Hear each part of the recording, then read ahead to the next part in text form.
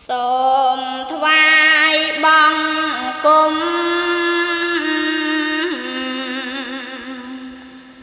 ព្រះសម្ពុទ្ធប្រសើរបំផុតក្នុងលោកកាជាគ្រូនៃមនុស្សនឹងទេវតា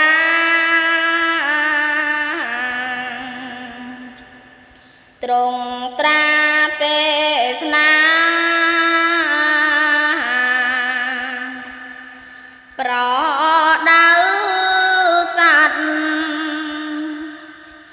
ចង់អល់ឲ្យដើរផ្លូវកណ្ដាលមាគាត្រកាអាចកំចាត់ទុកភ័យចង្រៃឲ្យចាយបាត់អាចកាត់សង្សា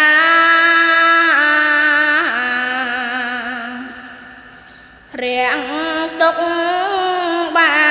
នសាសនាព្រះអង្គនៅ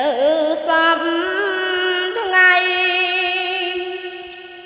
សត្វមាននិស័យពីបុរាណប្រឹងរៀនប្រឹងស្ដាប់ចេះចាំបាន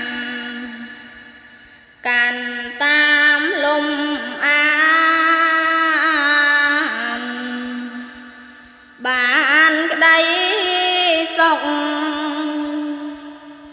អត់មានសុខណាស្មើក្តី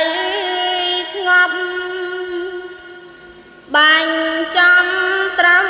សុខឃ្លាតចា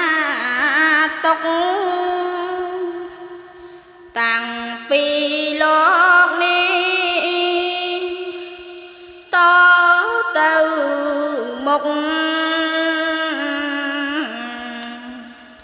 ក្តីសុខនឹងមាន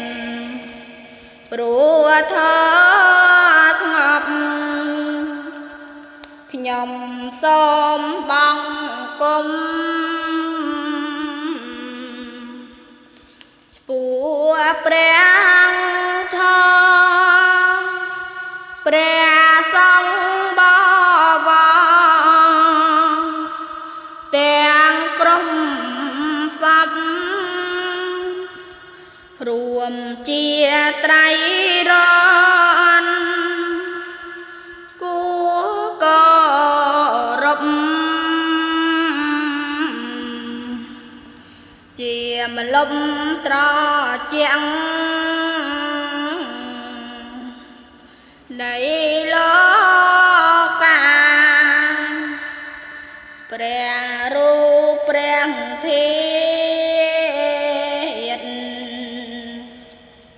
នៃព្រះពុទ្ធវិសុទ្ធតា